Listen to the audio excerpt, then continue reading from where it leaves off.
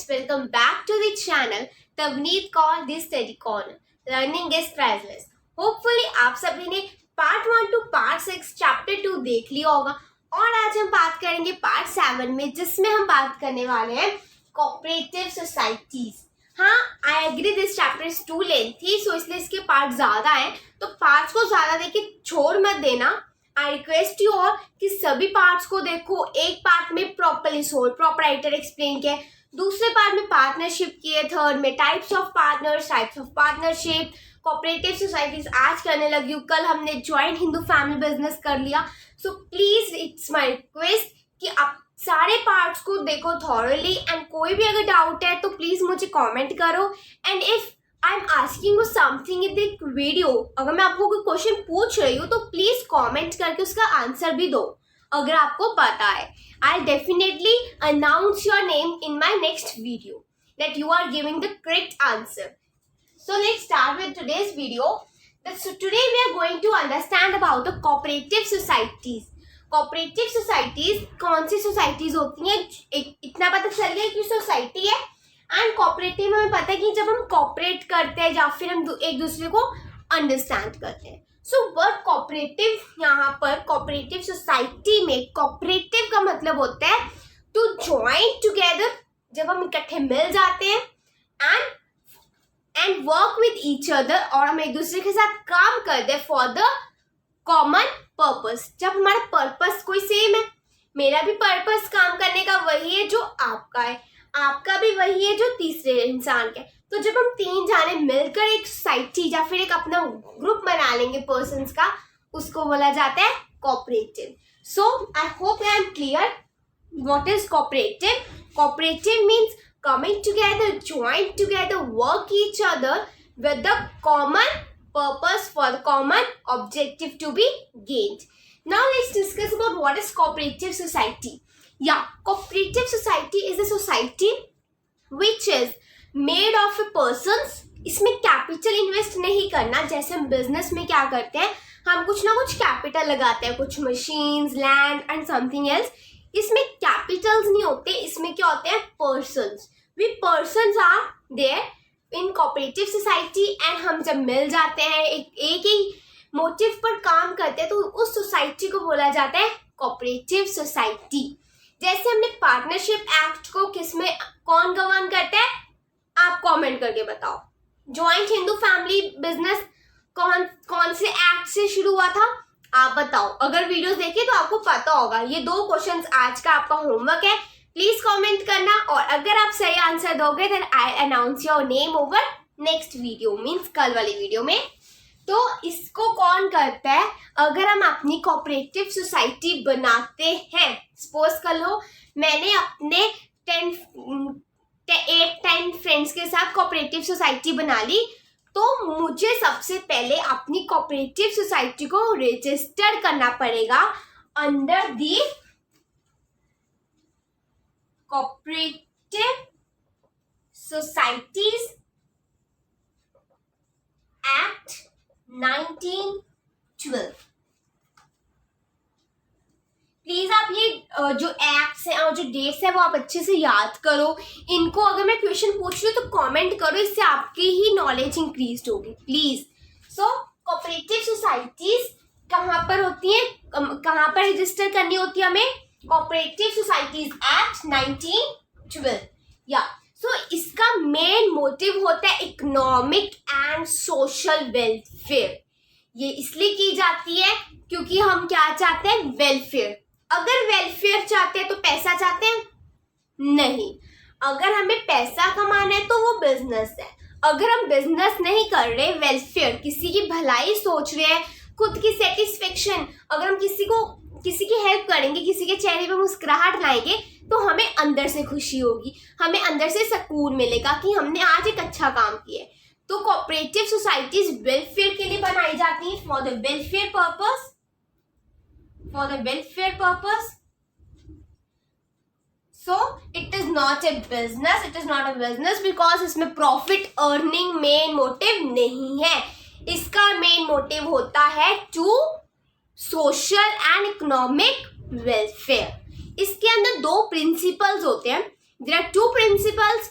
under the cooperative societies, the first one is each for all. इसको भी आप बोलो, साथ साथ में बोलो, आपको प्रेपरेट होगा. Each for all and all for each. Each for all मतलब each एक एक अलग अलग person, each for all and all for each. एक इंसान सबके लिए और सब इंसान एक के लिए. समझे? कोऑपरेटिव सोसाइटी का फर्स्ट प्रिंसिपल ये है. And second principle is self help through mutual help. खुद की हेल्प. सेल्फ हेल्प मतलब खुद की हेल्प. किसके through? Mutual help. Mutual help वो हो जाता है जब हम एक दूसरे के साथ मिलकर म्यूचुअलिटी के साथ काम करते हैं. सो ये था छोटा सा ओवरव्यू अबाउट कोऑपरेटिव सोसाइटीज. इसको डीपली अंडरस्टैंड करने के लिए let's discuss about its features, merits and membership. इसकी होती है वॉलंटरी. आप ये भी बोल सकते हो वॉलंटरी मेंबरशिप. फीचर की हेडिंग आप ये भी दे सकते हो, it is a voluntary membership. Voluntary जो चाहता है, जिसकी विश है, जो डिजायर करता है एक कोऑपरेटिव सोसाइटी का मेंबर बनने के लिए, वो आ सकता है और अपनी मर्जी के अनुसार ही सोसाइटी को लीव भी कर सकता है. बट जब उसने लीव करना, it should give a notice. उसको लीव करने से पहले एक नोटिस देना पड़ेगा. It is a voluntary membership. जब मर्जी कोई भी आ सकता है, कोई भी जा सकता है. जाने से पहले नोटिस देना पड़ेगा. And everyone is equal. जो मर्जी आ सकता है irrespective of gender, caste and religion. कोई भी रिलीजन हो, हिंदू, सिख, मुस्लिम. जेंडर कोई भी हो, फीमेल और मेल. और कास्ट भी कोई भी हो, it are all same. And there should be 10 members. There should be 10 members. Voluntary membership is there, and there should be given a notice before leaving this society. Next is legal status. Legal status means कि इसको हमें register करवाना जरूरी है या नहीं. It is very much compulsory to register a cooperative society. Cooperative society को register करवाना पड़ता है. Cooperative societies act 1912. हमें उसके अंडर अपनी कोऑपरेटिव सोसाइटी को रजिस्टर करवाना पड़ता है. अगर हम नहीं करवाते तो हमारी जो सोसाइटी है एंड जो मेंबर्स है उनमें डिस्टिंक्शन नहीं होता. सो जब हम रजिस्टर करवा लेते हैं तब सोसाइटी के चाहे मेंबर्स एंटर हो जाए, एग्जिट कर जाए, मतलब सोसाइटी को छोड़ जाए, लीव कर दे, देन ऑल्सो कोई भी जो एंटिटी बन चुकी है उस सोसाइटी की वो नहीं अफेक्ट होगी. हम कोऑपरेटिव सोसाइटी के नेम पर कोई भी लैंड को ले सकते हैं, कोई भी कैपिटल ले सकते हैं, हम कुछ भी लोन ले सकते हैं, but on the name of cooperative society if it is registered. So registered करवाना क्या हो जाता है? Compulsory. Compulsory registration. Limited liability. Liability हर मेंबर की लिमिट में होती है. Only till the person can afford the capital. जितना एक पर्सन अफोर्ड कर सकता है उतनी ही उसकी लायबिलिटी है. बस इसके थ्रू क्या हो जाता है? मैक्सिमम रिस्क हो सकता है. Maximum risk that a person can bear. एक पर्सन को ज्यादा रिस्क बियर करना पड़ सकता है अगर उसकी लायबिलिटी क्या है? लिमिटेड. कंट्रोल. कंट्रोल होता है हमारी कोऑपरेटिव मैनेजिंग कमिटी के पास. सभी कंट्रोल होता है कोऑपरेटिव मैनेजिंग कमिटी जो बनाती है मेंबर्स. मेंबर्स वोट डालते हैं कि वो वोट डालते हैं और बनाते हैं cooperative managing committee. Cooperative managing जो कमिटी होती है वही सब रूल्स, वही सब सारा कंट्रोल एंड डिसीजन मेकिंग करती है. And this committee is being elected. This committee is being vote किया जाता है by the all the members of cooperative society. उसके बाद इसका सर्विस मोटिव क्या होता है? अभी मैंने बताया था अगर इसका होता मोटिव सर्विस की जगह profit, then it would not be a cooperative society, तभी बिजनेस बन जाता। बिजनेस का मेन व्यू, मेन मोटिव क्या होता है? To earn more and more of profit. But इसका वो है सर्विस, तो ये क्या प्रोवाइड करती है? लोगों को सर्विस, लोगों को वेलफेयर चाहती है, तो इसकी क्या हो जाती है? Welfare service motive. अगर इनके पास कुछ एक्स्ट्रा सरप्लस बन जाता है इन दी प्रोडक्शन, अगर प्रोडक्शन ज्यादा हो जाती है, वो नहीं बिक रहा, तो ये खुद में डिवाइड कर लेते ताकि वो वेस्ट ना जाए। So these were all about the features. Now merits. Equality in voting. Voting में पूरी इक्वालिटी होती है, कि ये नहीं है कि एक पर्सन ट्वाइस या फिर थ्राइस वोट दे सकता है। Each one can give only once vote, जैसे अभी भी और इक्वालिटी होती है वोटिंग में। लायबिलिटी लिमिटेड होती है, ऑलरेडी सेट जो इट इज अ मैरिट।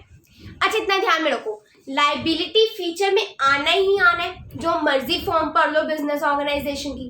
अगर वो लायबिलिटी आपकी अनलिमिटेड है, unlimited I am saying unlimited है, then it will be your demerit. अगर लिमिट में है, limited, then it will be your merit. तो ये पॉइंट तो आपने हर जगह लिखना है। लायबिलिटी फीचर में अगर लिमिटेड है तो मेरिट, अगर अनलिमिटेड है तो demerit. So it should be stable existence. इसकी एग्जिस्टेंस जैसे हमने पार्टनरशिप में बताया था, पार्टनरशिप एट विल होता है। पर्टिकुलर पार्टनरशिप में जब पर्पस खत्म तो चलो भाई पार्टनरशिप हमारी टूट जाएगी। पार्टनरशिप एट विल हमारी मर्जी के अनुसार। नहीं पता तो प्लीज जल्दी वीडियो का लिंक डिस्क्रिप्शन में है, जाकर देखो। तो इसकी एग्जिस्टेंस मतलब कि लंबे समय तक भी रह सकते, इसकी स्टेबल है। We can't say anything, it is stable existence. Economy in operation, जितने भी इसकी एक्टिविटीज होती है वो सभी रिलेटेड टू इकोनॉमी होती है, because they want economic and social welfare. Next, support from government. इनको गवर्नमेंट से सपोर्ट मिलता है, गवर्नमेंट इनकी पूरी सपोर्ट करती है, इनको मनी प्रोवाइड करती है, इनको बहुत अच्छी फैसिलिटीज प्रोवाइड करती है, because they are working for a society, they are working for a welfare. Ease of formation, इसकी फॉर्मेशन बहुत ईजी हो जाती है। वाई? बिकॉज ओनली हम एक वॉलंटरी है, अगर कोई चाहता है तो आओ, नहीं चाहते तो मत आओ। 10 members at least there should be 10 members. तो अगर 10 मेंबर्स हो रहे हैं then also it is a cooperative society. अगर नहीं हो रहे, 2, 3, 4 भी है, then also it is a cooperative society. तो इसकी फॉर्मेशन बहुत ईजी है, ओनली वॉलंटरी और members are required. Next, demerits. Limited resources limited है बिकॉज लिमिटेड लायबिलिटी है। तो 10 मेंबर्स हैं तो सभी अपने अपने सिंपली जितना उनसे हो सकेगा उतना ही वो लगाएंगे, अकॉर्डिंग टू देयर कैपिटल। जितना उनके पास अफोर्ड कर सकते हैं उतने वो रिसोर्सेज एज अ कैपिटल इस बिजनेस में लगा देंगे।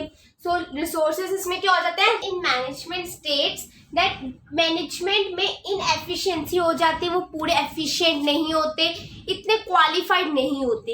एंड इसकी जब लायबिलिटी लिमिटेड है, सबने अपने अकॉर्डिंगली डाला हुआ है इसमें कैपिटल, जितना वो अफोर्ड कर सकता है, रिसोर्सेज भी लिमिटेड हैं, देन वो इतने होते नहीं है एफिशिएंट कि वो बहुत expert skilled labour, skilled expertise को हायर कर सके, बिकॉज वो मांगते हैं हाई सैलरीज। तो इसकी मैनेजमेंट एफिशिएंट नहीं होती बिकॉज वो सभी इतने एक्सपर्टाइज नहीं होते। एंड दिस कोऑपरेटिव सोसाइटी एक्सपर्टाइज्ड लोगों को हायर नहीं करती बिकॉज वो हाई सैलरीज मांगते हैं, and this cooperative societies can't afford this much high salaries.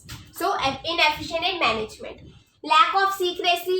जो भी decisions बनाती है this cooperative managing committee, वो सब ओपन में होता है, सभी के सामने होता है, according to the cooperative societies act 1912 के अकॉर्डिंगली जितने भी डिसीजंस होंगे कोऑपरेटिव सोसाइटी के वो ओपन में होंगे, उनको डिस्क्लोज किया जाएगा। सो सीक्रेट्स नहीं रहते, तो इसमें लैक ऑफ सीक्रेसी है, कुछ भी छुपाया नहीं जाता। गवर्नमेंट कंट्रोल पूरा होता है बिकॉज अगर गवर्नमेंट हेल्प कर रही है, पैसा दे रही है, फैसिलिटीज प्रोवाइड कर रही है, देन वो खुद का भी कंट्रोल रखेंगे, खुद भी रूल्स एंड रेगुलेशंस बोलेगी इनको बनाने के लिए, and this cooperative society have to follow the same. Next come differences in of opinions. या it will come of course, अगर आप भी 10 फ्रेंड्स का ग्रुप हो तो कोई कुछ बोलेगा, कोई कुछ बोलेगा, किसी का बास्केटबॉल में इंटरेस्ट है तो किसी का क्रिकेट में, किसी का बैडमिंटन में। सो ओपिनियन यहाँ पर डिफर करते हैं पूरे बिकॉज सभी अपने पर्सनल व्यूज देते हैं एंड कभी कभार लड़ाई झगड़ा भी हो जाता है, कॉन्फ्लिक्ट्स भी हो जाते हैं. So there are differences of opinions which arises conflicts and personal views कभी कभार डोमिनेट करता है वेलफेयर को.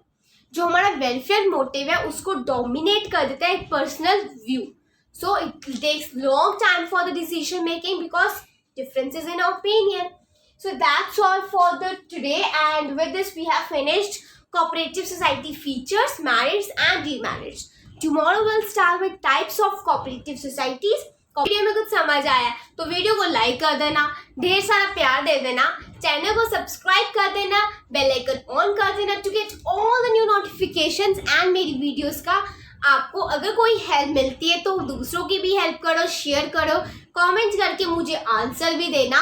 पार्टनरशिप एक्ट का, कोऑपरेटिव सोसाइटी एक्ट का भी एंड ज्वाइंट हिंदू फैमिली का भी, जो कौन से एक्ट्स है प्लीज मुझे आंसर देना. एंड अगर कोई डाउट है कमेंट करो, मेरी जीमेल आईडी भी प्रोवाइडेड है, सो कॉन्टेक्ट मी.